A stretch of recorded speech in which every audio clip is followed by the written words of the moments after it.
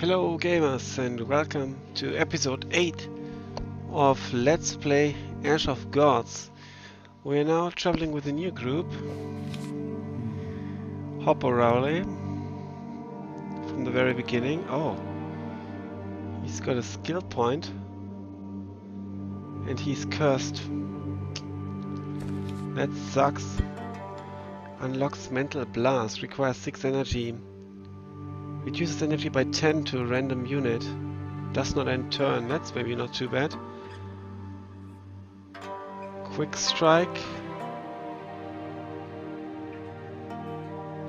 -1 energy costs for the circular hit.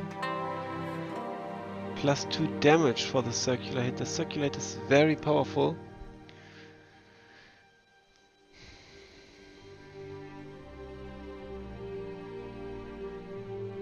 But let's do the reduce energy.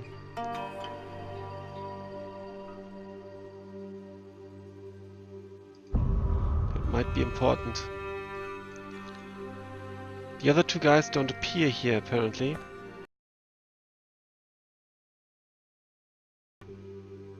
Let's go east. Interesting that I can't take this road. So let's go east because of the burnt stuff.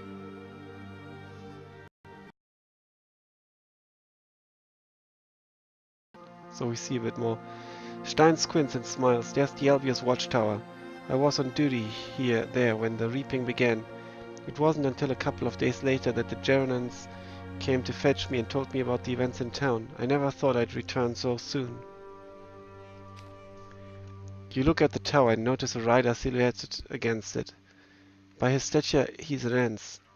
This is their time, after all. Looks like the abominations are keeping watch now, you say with a smirk. According to ancient manuscripts, masked warriors always appear during the reaping. The giant reaches for his weapon. An abomination, you say? That's no good. Let us thrash the enemy, boys. And you, book lover, stay by the tower and don't stick your neck out. While the Ents tries to escape, you ride slowly toward the tower. As soon as you dismount near the gate, you notice a small band of Ents skirting the tower from the other side. Unlike the scout, they are horseless. They must have sent him out and then left when he didn't return. They haven't noticed you yet. Attack the Answers. You don't like the idea of smoking the Answers out of the tower and you don't want to risk having to replace your horse. Once the Answers get further away from the tower, you slink after them. The abominations don't notice you until they reach the edge of the wood. When they do, they turn around and attack you in silence. So we can see what our guys can do. And only dead Ants is a good Ants. And they try to kill us, so we kill them.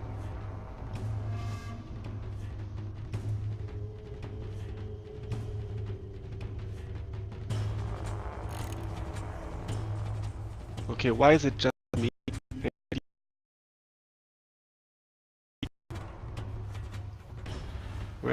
Where's my company? Let's start over here. Okay, I can't.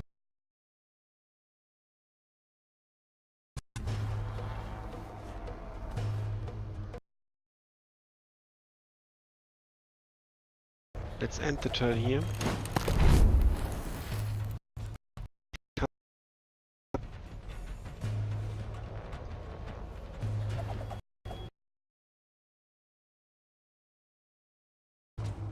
Let's actually move forward.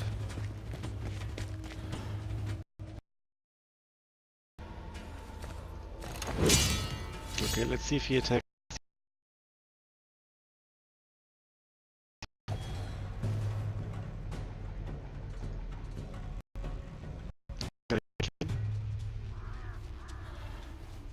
I can now do the energy attack, which I couldn't do before, so it's good that I got the mental strike. This will do.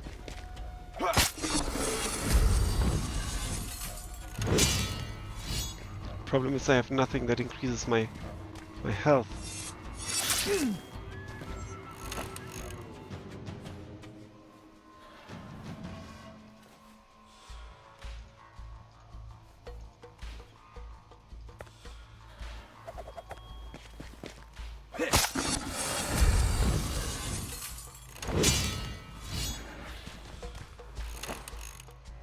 I've got lots of energy. I can actually kill him with a swirling strike now, I think.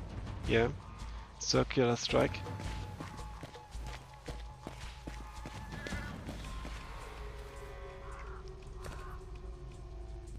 That should be the end for him.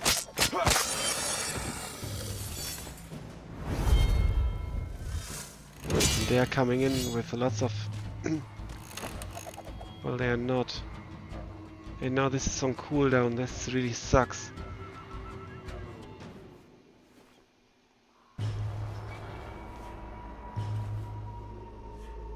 I need to get out of harm's way.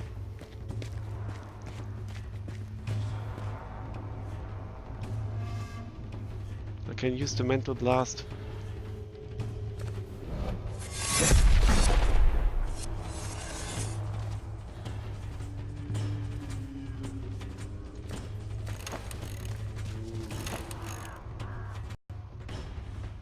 I could kill one of them.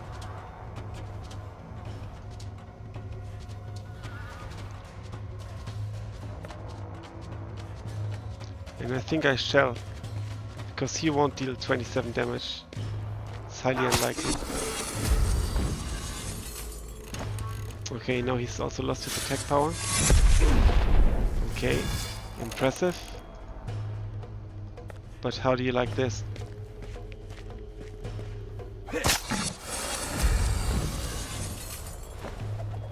Yes! Victory!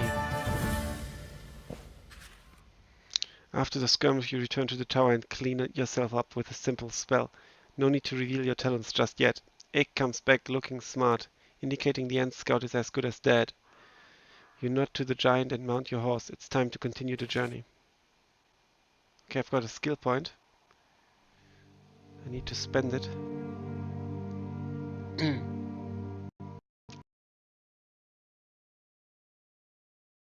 Bad. A rocky plain. Let's go this way. Maybe we can go past the burnt mill. Testimony out to the stubborn miller failing to construct his mill on cursed ground. Only after the third fire caused by lightning did he give up the idea. Let's take the miller's strike.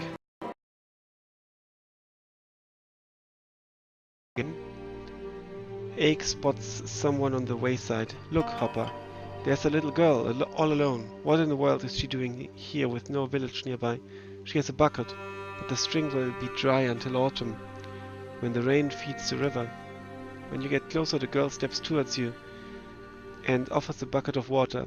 Where could she draw water if the spring is dry?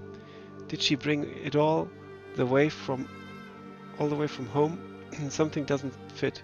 You can sense another sorcery. And remember that you should look for a clue in a place without water. The girl might be bewitched and in need of help, or it could be another trap. Ask the girl if she needs help.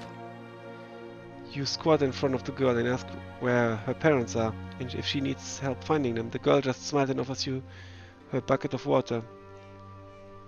Try to sort out another spell work. Little by little, you grasp the weaving of the enchantment. You can't interpret it fully, but it seems that you are facing an illusion. You can either refuse the rules of the mirage and rip the weaving apart, or confirm your suspicions first. Make sure you're dealing with an illusion. You pick up a pebble, tossing it into the air several times before dropping it, as if by accident, so that it rolls towards the girl. It rolls right through her foot. This truly is an illusion.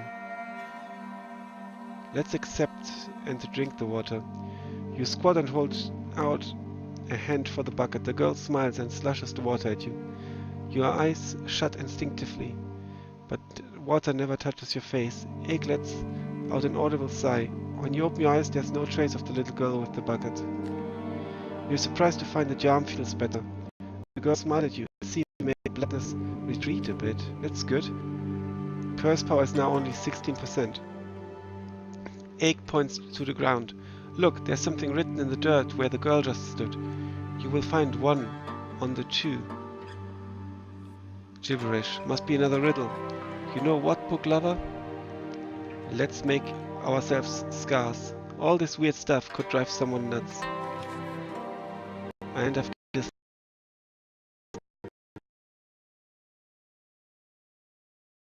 crazy free miner has lived for 20 years trying to find gold in the spring well of the Manors. Dinford Village. Sun's Creek, a green glade encircled by mountain pines. Infamous for its abundance of venomous snakes, a narrow creek flowing through it disappears in the rocky hillside.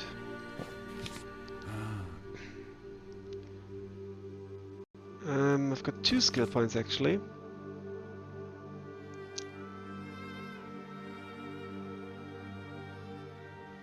Skill Circular Hit, -1 energy to the cost of the ability. Well, it only costs 5 and I gain so much anyway. +2 damage, that would be nice. That's a quick strike, +2 energy. Let's do Sharp Blade and Sharp Blade again.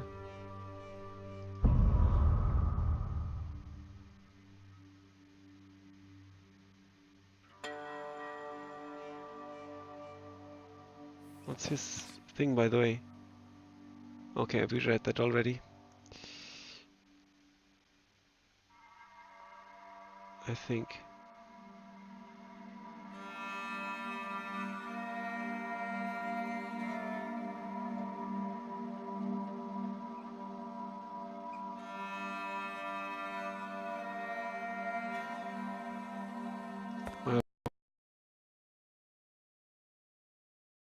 Northern Road. Once well trodden and convenient, this road was abandoned when the bridge became dangerously decrepit.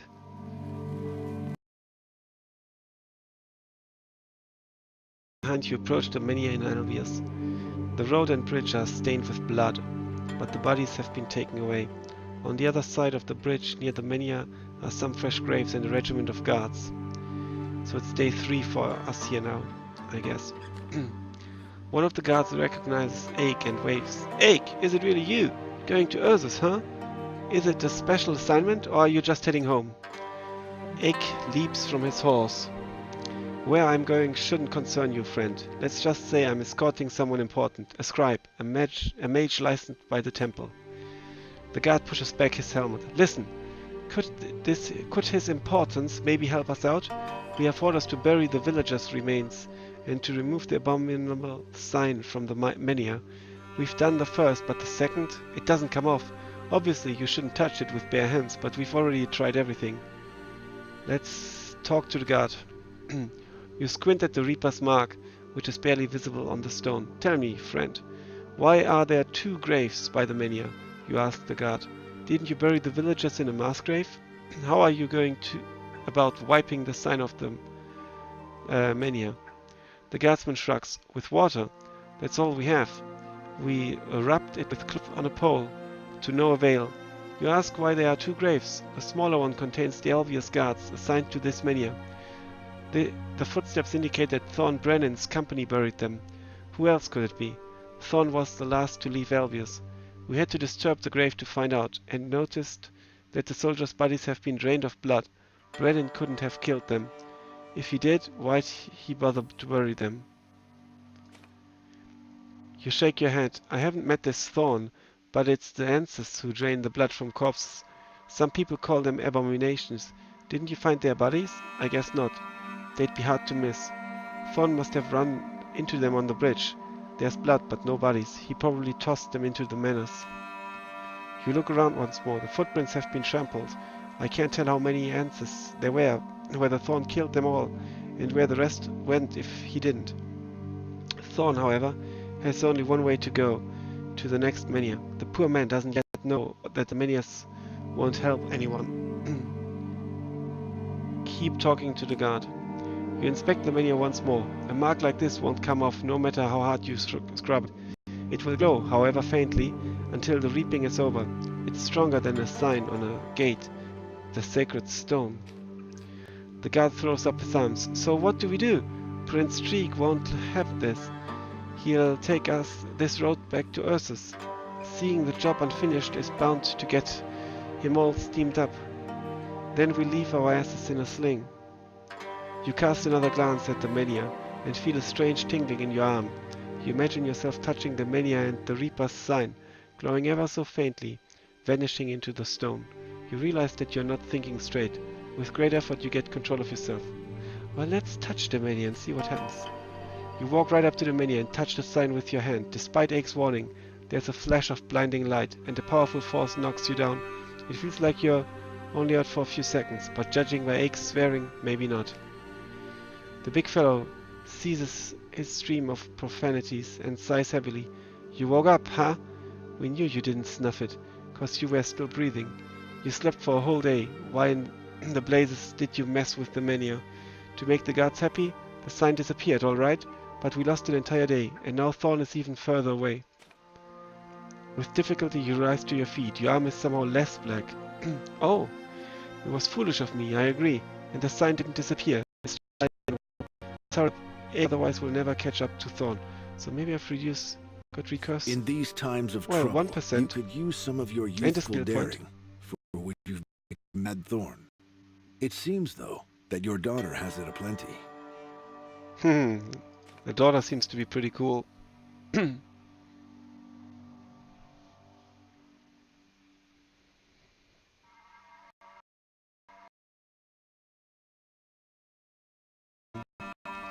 Thorn again. Squad management. Everything is okay. You weren't just playing around with your beads back at the Elvius Mania, were you, Vi? You've been holding a Strix. Who taught you this stuff? What's there to teach? Every monastery teaches their monks about the reaping and the means of protection. So what's the reaping anyway? What makes you think the reaping is nice? Someone told you? Or was it your own idea? Obviously it's the reaping. Those answers were the first sign of trouble. Who else would be wearing those masks? Then there was the Reaper's mark. Haven't seen the Reaper himself, but I recognized his rune. Right away. The reaping is divine retribution. That's what everybody says, at least. Obviously, you say, seems like many have yet to realize what's happening, while the temple servants knew about it all along. And how long will the reaping last? The temple servants usually don't know much, and when they do, they prefer silence. When does a dog stop eating? When it's full. Same with the reaping. Once it's sated with corpses, it begins to fade. Sated? You talk about it as if it's some sort of beast. Maybe it's got a maw or something. The Manias are basically the reaping's mouths. All the healings are like tree sap.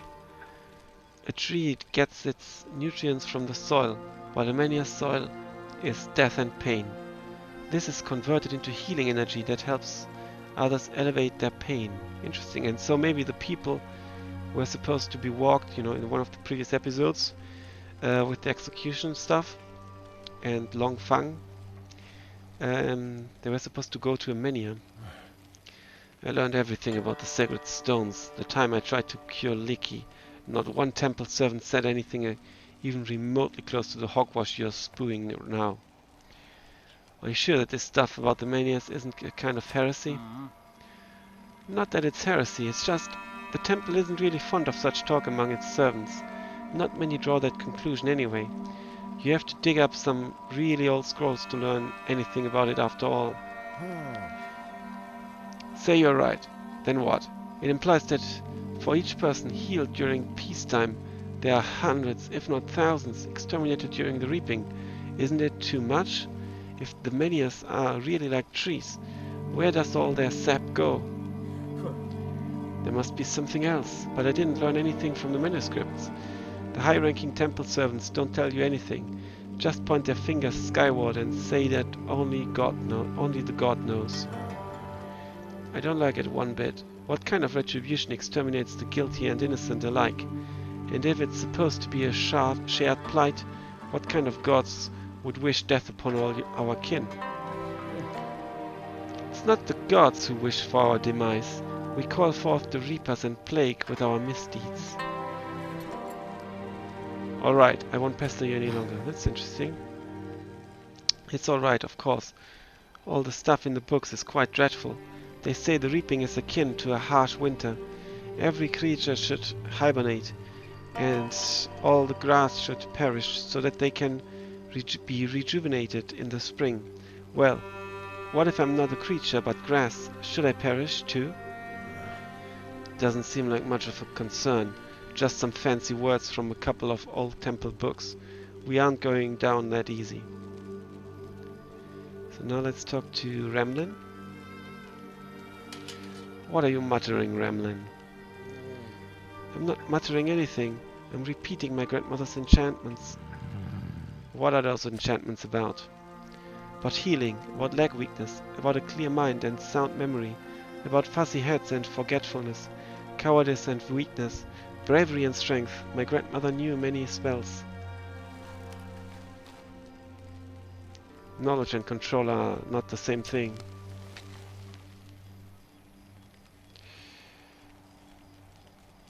Maybe she did. I don't know everything. You need power, the right mindset and nimble fingers for that. Why must you move your fingers? Is enchanting like weaving wool and cloth? Those who have the sight can not only spot such a web, but also weave their own, spinning a thread and braiding it to a secret purpose. Woven and spun, the enchantment serves this special purpose. That's how it works. Did your grandmother teach you much?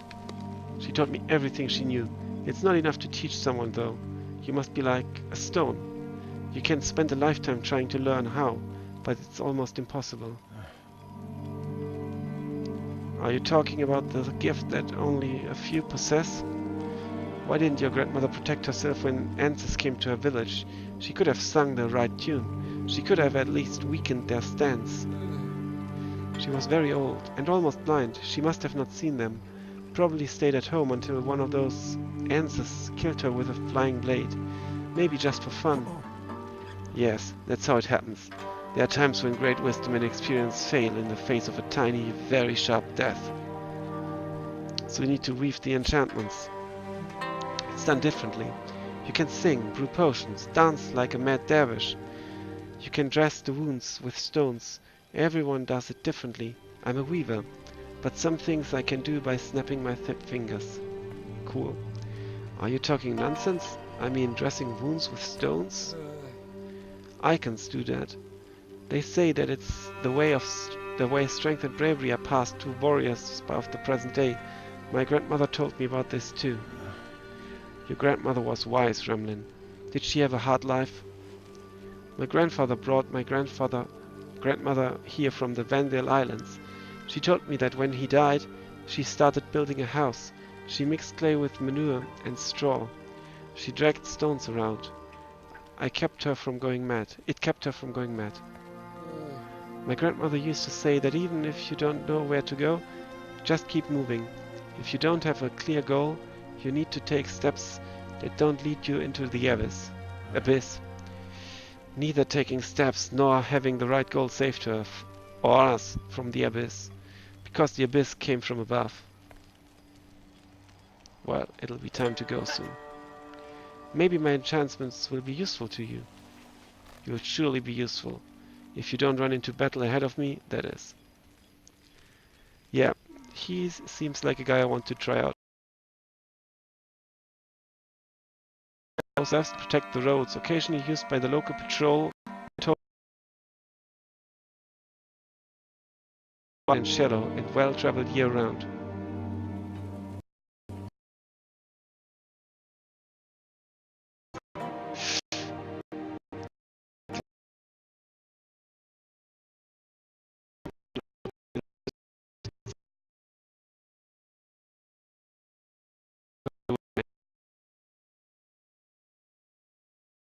The journey.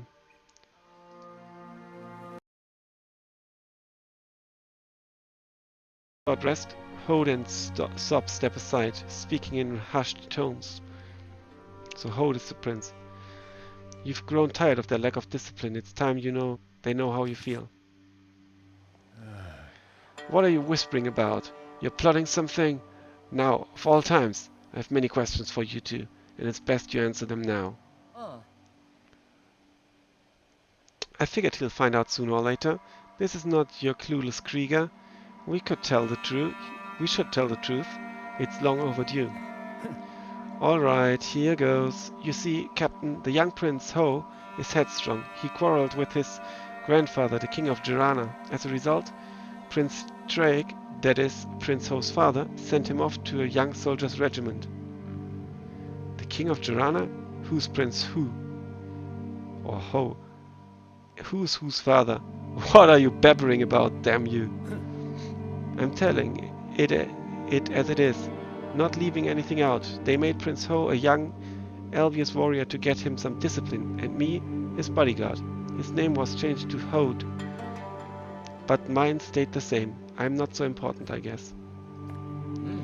Captain, you said yourself that it was time for a serious talk, so we are telling you the truth. That was a bolt from the blue. I actually came to talk about discipline and the fact that Sub follows you all the time, ignoring orders. Turns out I should call you Your Highness. What do we do now, Hode? I mean, Prince Ho. Let's drop the titles, shall we? I've been Hode to you, and Hode I shall remain. I prefer this name. No need to flaunt my princely status. Safer this way. It won't make much difference. Won't make much difference? Do you have any idea what your family will do to us if you die? All of your companions will face the gallows, not just Sop.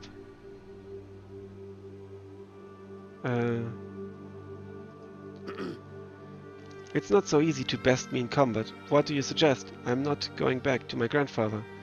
That's certain. Not until he apologizes. You won't drag me to court by force, will you? That's a lot to take in, for now. Hode remains Hode. Everyone tries to stay alive. We travel as planned. If anything changes, I'll let you know. Okay. And there's a junction. Where do we actually need to go to?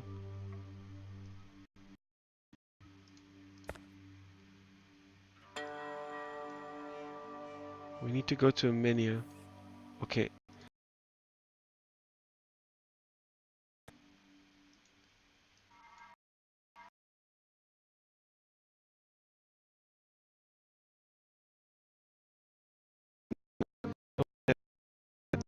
Wooden stockade.